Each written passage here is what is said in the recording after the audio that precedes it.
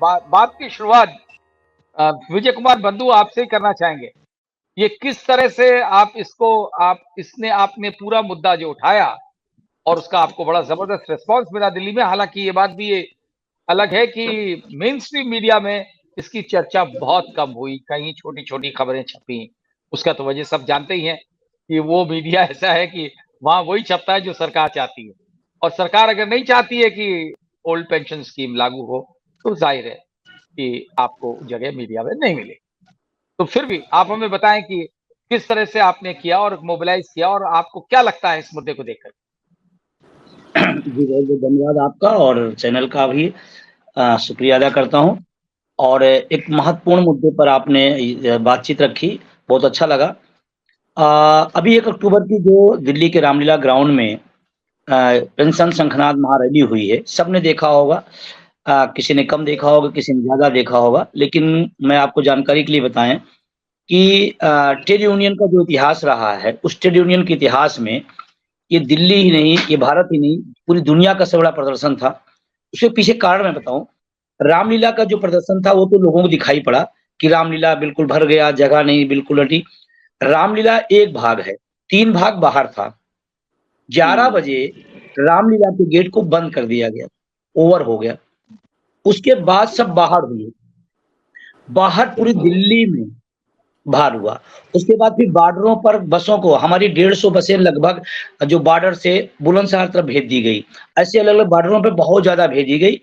हमारे पास मुझे इस बात की खुशी है कि इस महत्वपूर्ण मुद्दे पर पूरे देश के उन तमाम शिक्षक, कर्मचारी, अधिकारी, तमाम सारे वो संगठन, सबने हमारा सहयोग किया और एक ऐतिहासिक महारैली आयोजित हुई। ये रैली है, आंदोलन है, ये हम क्यों करते हैं? कहीं न कहीं हमको पीड़ा होती है, कहीं न कहीं हमें तकलीफ होती है, कहीं न कहीं हमारा हक मारा जाता है, तो हम अपनी बात सरकार तक पहुँचाने के लिए करते हैं। और हम सब मिलकर यही बात के लिए गए थे कि माननीय प्रधानमंत्री जी, हमारी बात सुनिए। हमारी जो पीड़ा उसको सुनिए। हम सरकारी कर्मचारी हैं, कोई 25 साल, कोई 30 साल, कोई 35 साल सेवा देता है, और सेवा के बदले एक सामाजिक सुरक्षा के रूप में पुरानी पेंशन दी जाती थी। उसको बंद कर दिया गया। उसको 2 तरीके से हमारे साथ शोषण किया गया। एक तो ये भी बताया जा रहा कि बहुत अच्छी है, बहुत पैसे मिलेंगे। दूसरी तरफ ये भी बताया जाता है कि आर्थिक भार है। दोनों बातें एक साथ कैसे हो सकती हैं? हम तो आज तक ये नहीं समझते। दोनों बातें, एक तरफ कहते हैं करोड़ों मिलेंगे, भई मैं कहता हूँ मुझे कम वाली चाहिए, मुझे पुराने वाली चाहिए। आप हमें पुरानी दीजिए, कम दीजिए, आप क्यों हमको ज़्यादा देना चाहते हैं?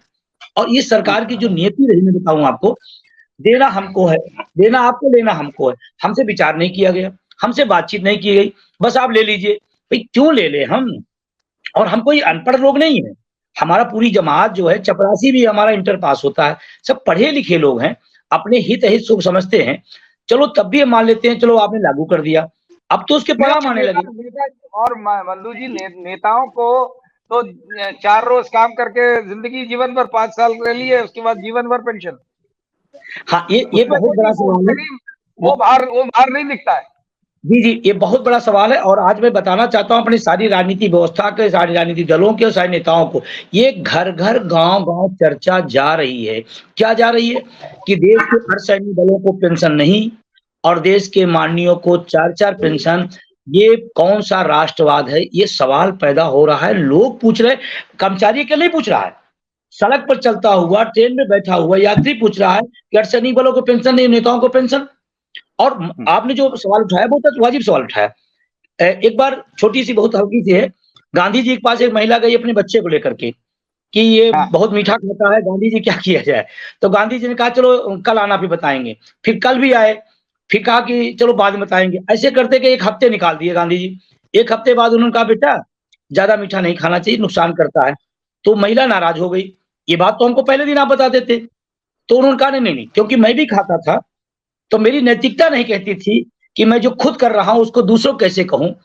तो उन्होंने कहा अब मैंने छोड़ दिया है, इसलिए अब इनसे कह रहे हैं, जो लोग हमसे कह रहे हैं, वो ले रहे हैं। कौन-सी नैतिकता में आप बात कर रही हैं? तो ये बड़ा गंभीर सवाल है। दूसरा, जो पेंशन है, वो पेंशन सिर्फ़ पैसे का टुकड़ा नहीं है।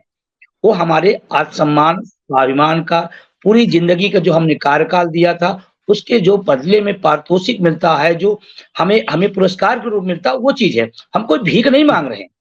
और आपको जानकारी के लिए बता दें कि ये पेंशन व्यवस्था कोई आज की नहीं है। मुगलों के ज़माने में, अंग्रेज़ों के ज़माने में, उसके बाद जब देश आज़ाद हुआ, जब हमारे पास खाने को राशन नहीं थे, तब भी सरकारी मुलाज़िमों को पेंशन मिला करती थी। आज तो हम दावा करते हैं, हम दुनिया की आर्थिक महाशक्ति बन रहे हैं। अरे भाई, जब आर्थिक महाशक्ति बन रहे हैं, तो उसमें हमें भी थोड़ा भागीदार बना दीजिए। हमें भी हाँ। तो उसमें कुछ महसूस कराइए। एक कुछ अंश तो दीजिए। जी। उसका कुछ अंश हमको भी, आपको भी मिलना चाहिए, बिल्कुल। हाँ जी, अब एक बात ज़रूर मैं कहूँगा, देखिए अभी तक होता था कि मिलेगा, होगा, मिलेगा, झोला भर-भर के ले जाइएगा, एनपीएस में पैसा बोरा भर-भर के ले जाइएगा। अब तो उसके परिणाम आने लगे, 1200, 1800, 2200, 2300, 2500, अब तो लोगों के परिणाम आ रहे हैं, सामने हैं। अब हम ये नहीं कह सकते कि मिलेगा कि नहीं मिलेगा, सामने है। अभी बरेली की घटना परसों मीडिया ने छापा, ₹2400, ₹1600। अब इसका कोई अर्थशास्त्री मुझे जवाब दे दे, जो वो लोग बताते हैं कि एनपीएस बहुत अच्छी है, ₹1200, ₹1600 कैसे मिल रही है? मैं आपको जानकारी बताऊँ, एनपीएस कोई पेंशन व्यवस्था नहीं है, ये हाँ। स्कीम है। स्कीम किसी समय बंद हो सकती है, कभी चालू हो सकती है। पुरानी पेंशन सिक्योर पेंशन थी, सामाजिक सुरक्षा थी। वो हमारा एक आज बैठा हुआ व्यक्ति लगा लेता था, हमें कितनी पेंशन मिलेगी, हिसाब-किताब लगा लेता था। अब ₹1600 में सिलेंडर भराए, गए वो बिजली का बिल दे, और बुढ़ापे में हम सब जानते हैं, उस समय हमें ज़्यादा ज़रूरत होती है पैसों की। हम बीमार हो गए, बूढ़ा आदमी के पास तमाम सारे होते हैं, और माँ-बाप से अपने बच्चों से पैसा माँगे कि मुझे दवा दीजिए, शायद उसका सम्मान। आप ये बताइए मत दीजिए, क्या आपने कि गवर्नमेंट में सरकार के किसी स्तर पे इसकी बातचीत करी और सरकार का क्या रिस्पॉन्स था? देखिए, मैं अगर एकदम एक्चुअल बताएँ, ये सरकार शिक्षक कर्मचारी विरोधी है, और इनका नज़रिया शिक्षकों कर्मचारियों के विरोध में है। कारण क्या है? चाहे पेंशन को ले लीजिए, चाहे भत्तों को ले लीजिए, और चाहे जितनी भी सुविधाएँ हैं लगातार काटी गई हैं, दी नहीं गई। और हमें तकलीफ तब होती है, हम सब रहे हैं, भाग्यशाली हैं कि हम लोग सब सामने बैठे हैं। कोरोना का वो मंज़र हम सब ने देखा था।